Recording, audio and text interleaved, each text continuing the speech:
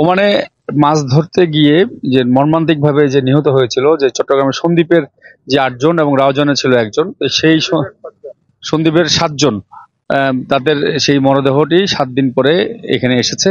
তো আমরা যতটুকু জানি যে বর্তমান সরকারের উপদেষ্টা যিনি রয়েছেন, সন্দ্বীপের সন্তান ফয়জুল কবির, ওনারও প্রচেষ্টা ছিল, এবং আমরা দেখেছি বিএনপির অঙ্গ সংগঠনের যে নেতৃবৃন্দ সবার কিন্তু একটু প্রচেষ্টা ছিল।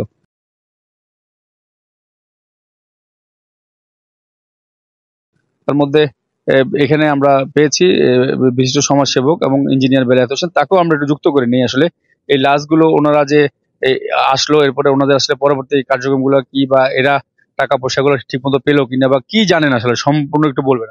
আসলে এই জাতীয় একটা সড়ক দুর্ঘটনায় একসাথে 8 জনের মৃত্যু, এটা আমার মনে হয় আমি সন্দ্বীপের তার মধ্যে 7 জন আমি প্রথম শুনেছি।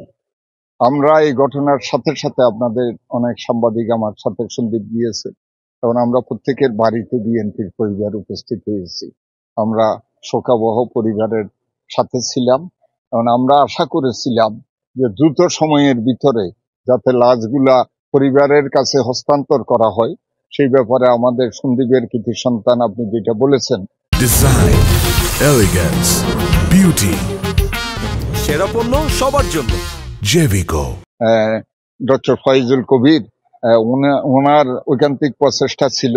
উনি বৈদেশিক কর্মসংস্থান উপদেষ্টার মাধ্যমে দ্রুত সময়ের ভিতরে এই লাশগুলা যাতে পরিবারের কাছে আসে, ওনারাও চেষ্টা করেছে।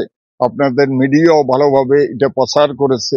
আমরাও আমাদের দলের পক্ষ থেকে রাজনৈতিক নেতৃবৃন্দ আমরা আমাদের ডিমান্ড ছিল, এবং আমরা আমাদের ওমানে ওমান যে এম্বাসি, সেখানে মান্যবর আমাদের অ্যাম্বাসেডর, তার আন্তরিকতা এবং তার দপ্তরের কর্মকর্তা কর্মচারী, সেখানে বাংলাদেশের কমিউনিটির লোক, বিশেষ করে সন্দ্বীপের লোকের ঐকান্তিক চেষ্টায় আমরা লাশগুলো আজকে রিসিভ করেছি। আমি পরিবারের পক্ষ থেকে এই 7টা এবং রাউজানের একটা, মোট 8টা পরিবারের 8 জনকে তাদের যোগ্যতা অনুযায়ী সরকারি চাকরির ব্যবস্থা যদি করে, তাহলে পরিবার গুলা ভালোভাবে স্বাচ্ছন্দ্য ভাবে হয়তো বাকি জীবন কাটাতে পারবে। ধন্যবাদ। আমরা আসলে কথা বলছিলাম বিশিষ্ট সমাজসেবক সন্দ্বীপের, এবং ওনারা যে বিএনপি পরিবারের সদস্য। এছাড়া আমরা দেখেছি আসলে সবারই একটি চাওয়া যে এই মর্মান্তিক মৃত্যুর কোলে যারা ঢলে পড়েছেন তাদের একমাত্র কর্মক্ষম ব্যক্তি ছিলেন সবাই, সবাই বলছিলেন সেরকম।